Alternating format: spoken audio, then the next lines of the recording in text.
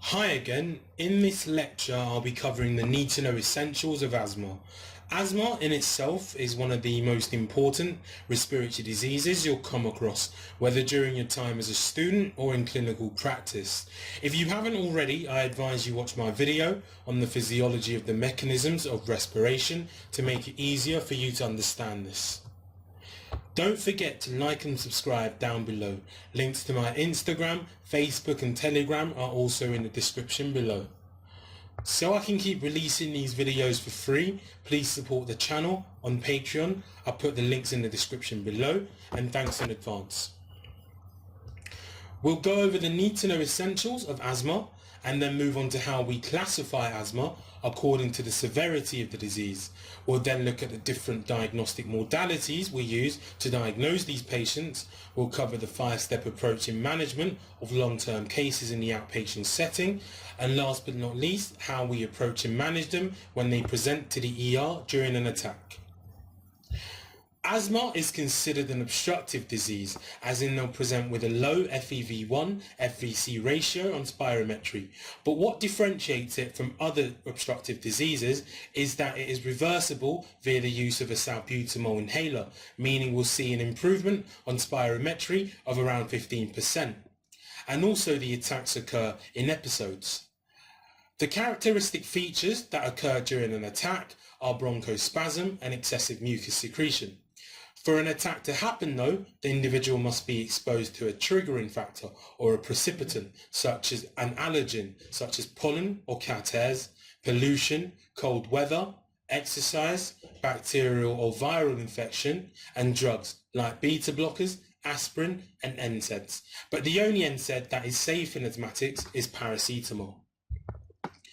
These risk factors increase the likelihood of someone developing asthma. They include having a personal or family history of atopy, which means that they are genetically predisposed to having allergic rhinitis, allergic dermatitis, which we call eczema, or asthma itself. So in these patients, either they themselves have atopy or their parents or siblings might have it. Also, premature or low birth weight babies are at risk of getting asthma. People who live in the city centre or industrialised cities are constantly exposed to the high amounts of pollution. Mothers who smoke while pregnant are at risk of giving birth to asthmatic babies. And on the other hand, being a smoker or being exposed to second-hand smoking doesn't exactly cause asthma, but it does cause asthma-like symptoms. The main presentation is breathlessness and cough that usually occurs at night or early in the morning, and sometimes can wake them up from their sleep. They can also complain of chest tightness and expiratory wheeze on auscultation. In terms of severity, we put them into 3 categories: mild, acute severe, and life-threatening, who may eventually require ICU admission. In mild attacks, the symptoms are more mild. They usually present with tachypnea, tachycardia, and widespread expiratory wheeze on auscultation. In acute severe attacks, these symptoms become more severe and are usually accompanied by the inability to complete a sentence in one breath, the use of accessory muscles, and intercostal retraction. Life-threatening attacks means that there's no wheeze heard on auscultation, thus giving us a silent chest. And there's also cyanosis because of the decreased oxygenation. And they also are at risk of developing arrhythmias, and they may present with hypertension, decreased consciousness, exhaustion because of the decreased tissue oxygenation, poor respiratory effort because there's severe tachypnea, which can later cause respiratory muscle fatigue, and there's also decreased oxygen saturation and partial pressure of oxygen. We can do a series of investigations that will help us to diagnose these patients, such as a CBC that will show a high eosinophil count indicating an allergic cause. ABGs will show a high pH and a low partial pressure of oxygen.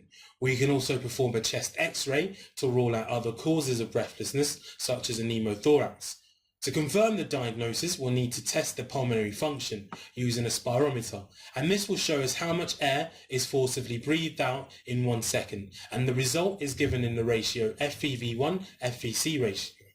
This will give us an obstructive picture, as you remember from my previous video, means a low FEV1 FVC. But what differentiates asthma from the other obstructive diseases is that the obstruction is reversible and will show an improvement in the FEV1 by around 15%.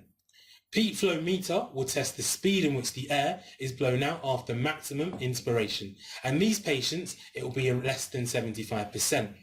A methacholine challenge test is used in patients who have a normal pulmonary function test but are still suspected to have asthma. Methacholine is inhaled and this triggers a mild bronchospasm. Before we get to the management of asthma, we must first have a good idea on what drugs are used to prevent or stop an attack. Beta-2 agonist is the main drug used here, as it is used as an inhaler or a nebulizer to relieve symptoms. It does this by relaxing the bronchial smooth muscles. Salbutamol is short-acting, whereas salmeterol is long-acting. But seeing as it works on the beta-2 receptors in the heart, this can cause tachycardia or palpitation. Corticosteroids like beclomethasone and prednisolone works by reducing inflammation. Beclomethasone is best used as it has minimal systemic effects, but prednisolone is a systemic steroid and is only used as last resort. Inhaled steroids can cause oral thrush, hence why we tell the patients to rinse their mouth after use. Aminophylline reduces bronchoconstriction by inhibiting the phosphodiesterase enzyme. It is used as a preventer, and because of its narrow therapeutic range, it can cause arrhythmia. Anticholinergics like ipratropium is given with beta-2 agonists, and this reduces bronchial muscle spasm.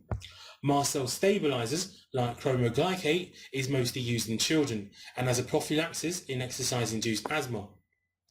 Leukotriene receptor antagonist like montelukast helps to reduce inflammation and bronchoconstriction by inhibiting the inflammatory mediators. Anti-IgE monoclonal antibodies are used in asthma that is refractory to treatment. Now, when it comes to managing an asthmatic patient, we have two forms. We use the stepwise management laid down by the British Thoracic Society to manage it long-term, mainly in the outpatient clinic, and we use a different approach in the ER to manage an acute attack. In stepwise management, as we progress through the steps, we just keep adding medication or increasing doses. If the patient shows an improvement that persists for 3 months or more, you can move down a step. But if there's no improvement or the symptoms worsen, you move up a step.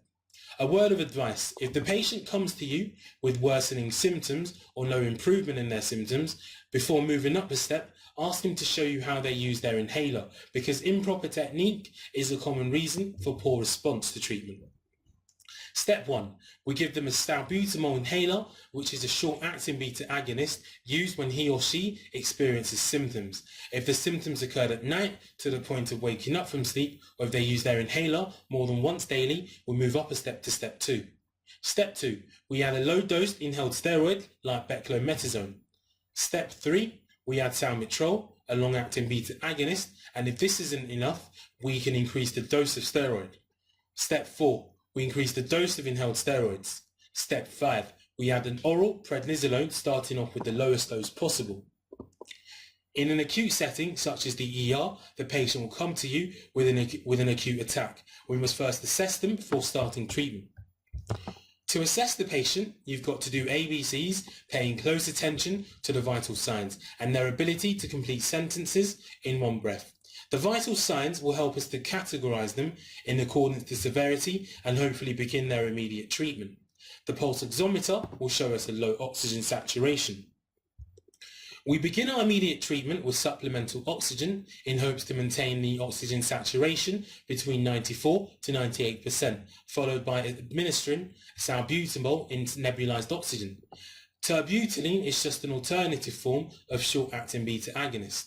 We'll then give an oral systemic steroid like prednisolone, and if they're unable to tolerate oral intake, we'll use IV hydrocortisone. In cases of severe or life-threatening asthma, we'll add an anticholinergic like ipratropium to the nebulizer, and then we'll reassess every 15 minutes. We reassess them by checking their peak expiratory flow and performing an ECG to look for any arrhythmias. If their peak expiratory flow is less than 75%, we'll continue giving nebulized salbutamol every 15 to 30 minutes. We'll also add ipratropium if they aren't already on it. In cases of severe or life-threatening asthma, a single dose of magnesium sulfate IV over 20 minutes is given. If no improvement is shown, we'll then admit them into the ICU and give IV salbutamol and aminophylline. On the other hand, if they do show improvement, we'll give a nebulized salbutamol every 4 to 6 hours. And if they are already on ipratropium, we'll just continue it. At discharge, we'll give an oral prednisolone tablets daily for 5 to 7 days. And that's it. In the next video, I'll be going over COPD.